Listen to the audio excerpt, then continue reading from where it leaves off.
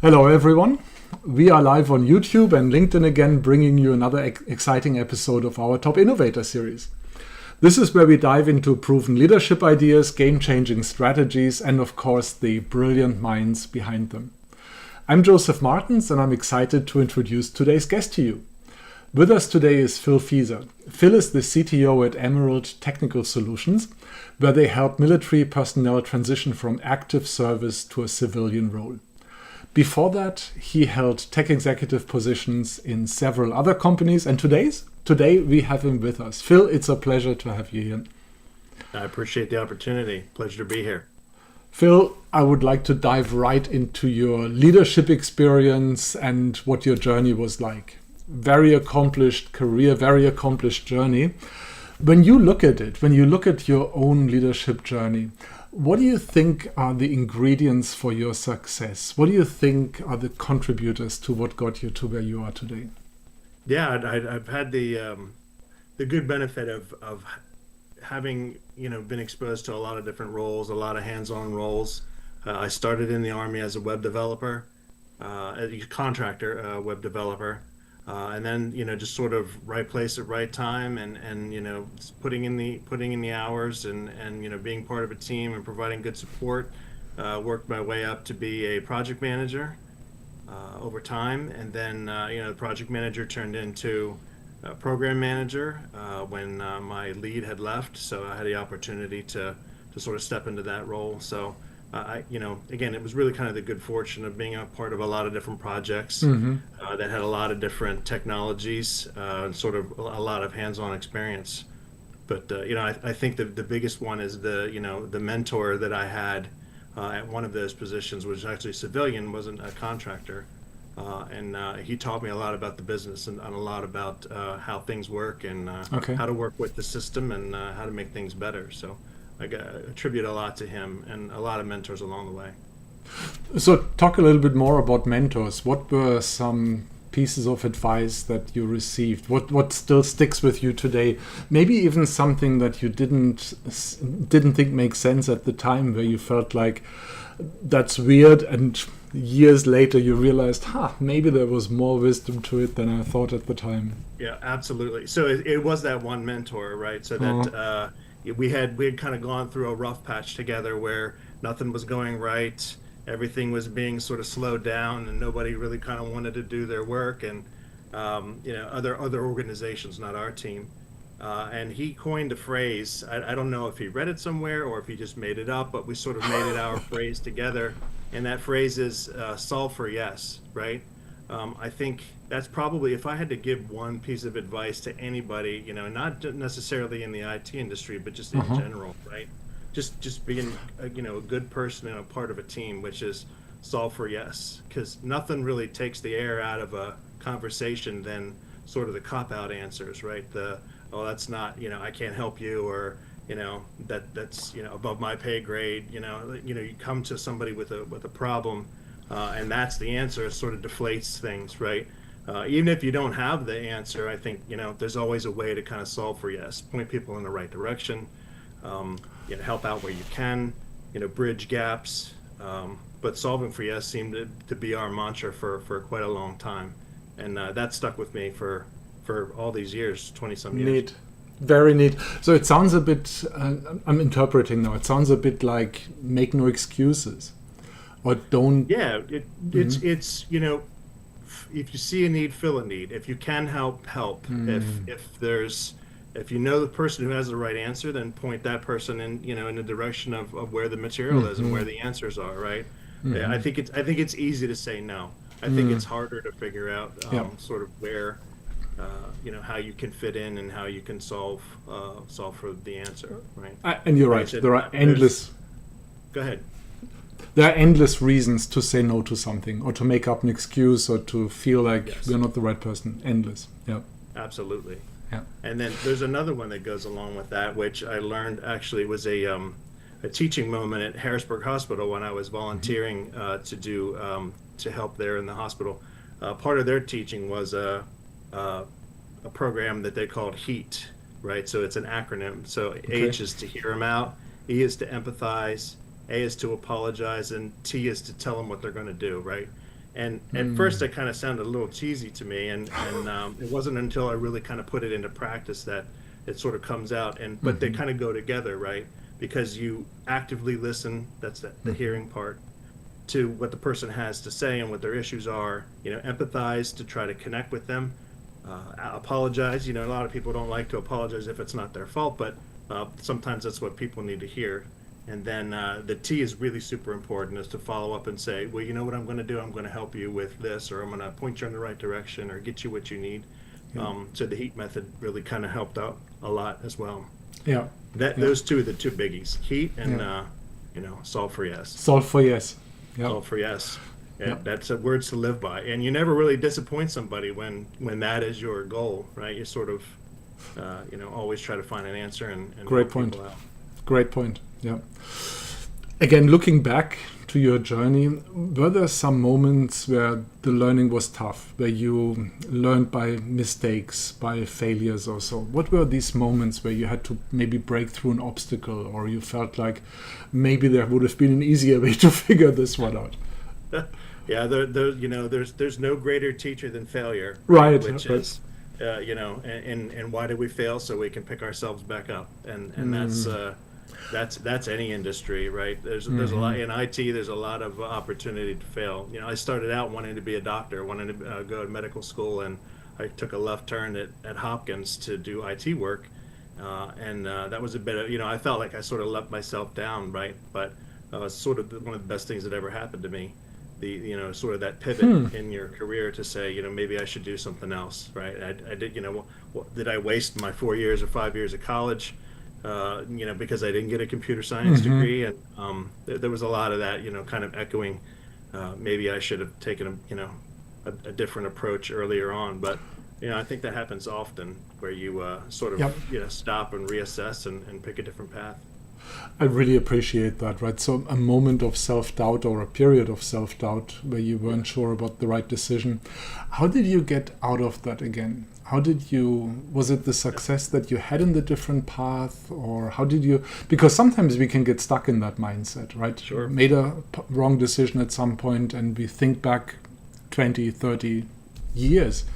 If I had taken that different turn, how do you get out of that? So you sort of find peace with it, right? Like I like I said, I felt like I was letting my parents down, and letting myself down, and letting my family down by not continuing the path. But where Hopkins gave me the sort of the experience, sort of the proving ground to say, is this really the life you want, right? And things were okay for a while, but they had more and more IT needs, because they didn't have a mature IT infrastructure and help system and things like that. So they sort of had a real need for somebody to kind of hook all the equipment together and do the things while they did all of the important medical stuff, right? And research. So I sort of took less and less of a role in the medical side and the clinical side, and more of a role in IT, and it just felt right. I actually kind of felt a little guilty, because IT was fun for me, and it's like I really get paid to do this stuff, so again, it's sort of a right place at right time kind of a thing, and the folks at Hopkins giving me that opportunity to learn and take classes in between nights and weekends, kind of a thing. And it was probably one of the better things, sort of set me straight to say, what, it's okay that the medical profession isn't for you, and there's a lot of opportunity in IT. Got it. Okay.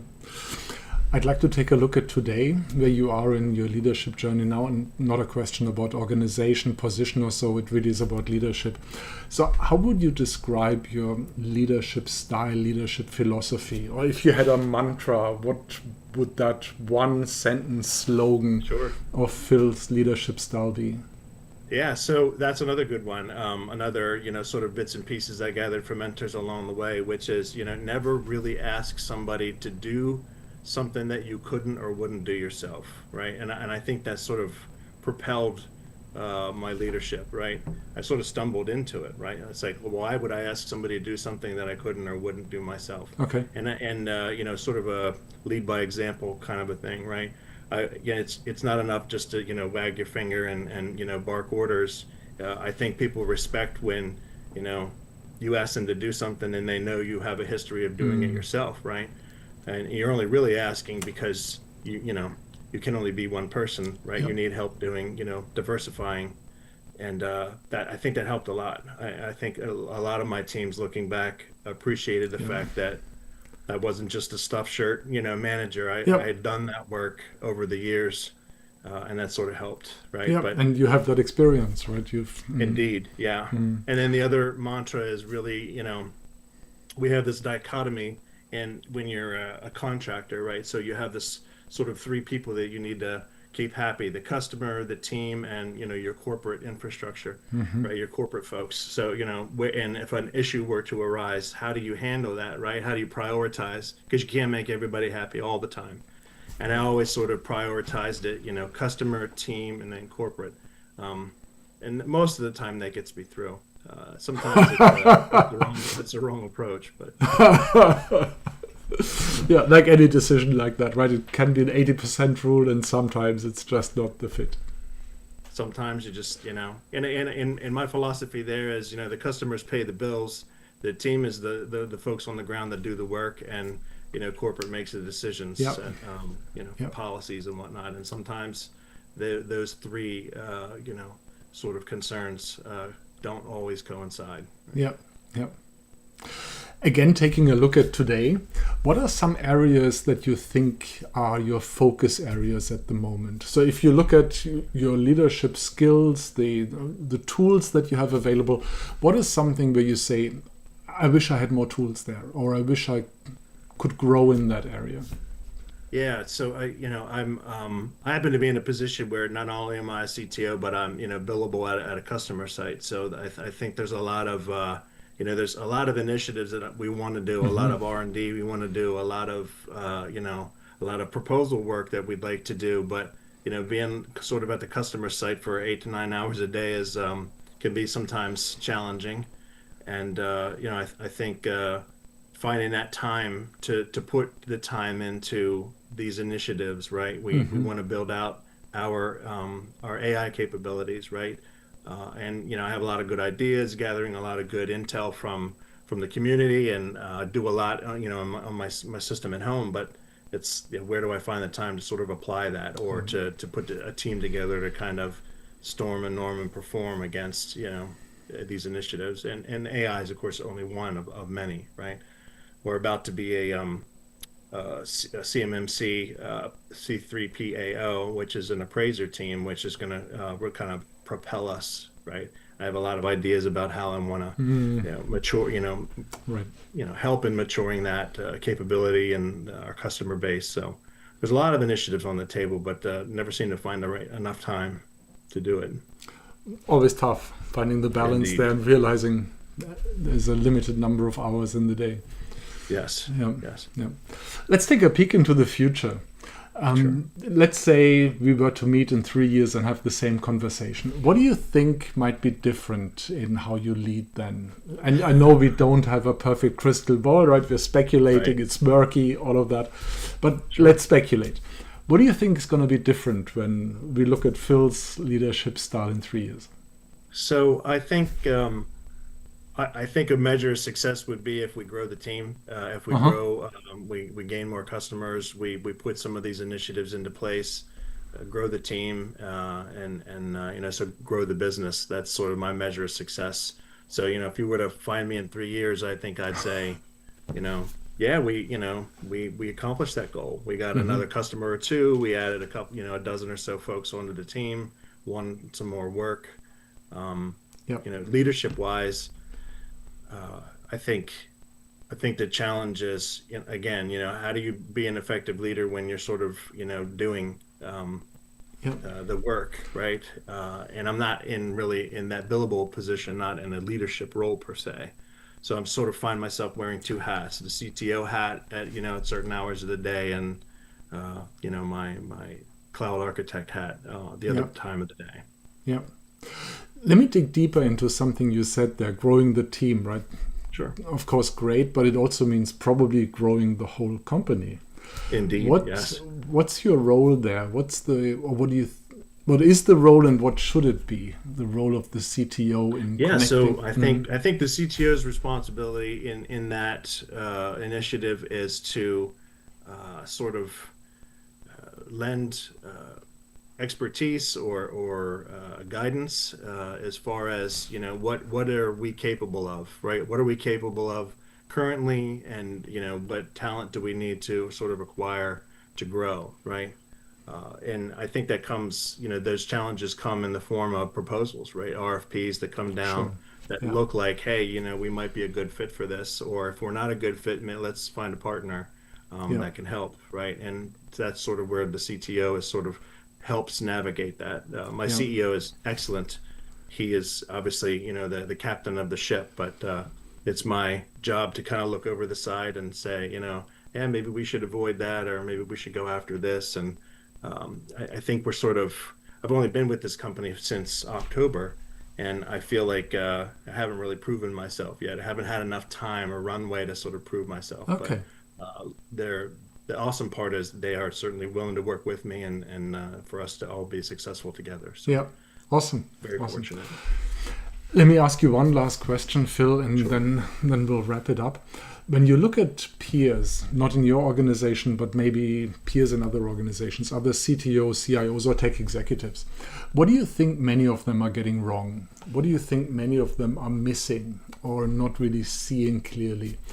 And I Yeah. think there's a lot, and it's no fault of anybody. You know, I think there's a lot of pressure that when you look at these RFPs, I think we have a tendency to sort of bite off more than we can chew, right? Or we overpromise and sort of underdeliver. I think it's just the nature of the beast. So I think, you know, as far as getting things wrong, I think not so much wrong as, you know, caution that you know, you need to sort of understand where your capabilities stop and, you know, where a partner capability starts. So, yeah, Got it. probably my biggest advice. Okay, cool. Phil, thank you so much. It was a real pleasure having you here on the podcast. The serve for yes, that's going to stick with me. That was really neat, and I really appreciate you adding that and sharing your story about your Perfect. early Thank you. steps. Thank you for having me on. Appreciate the opportunity. To everyone else out there, thank you for being with us. Remember to like, subscribe, and comment on our podcasts. And we look forward to seeing you again at the next episode of the Top Innovator Series. Till then, keep your brain cells active.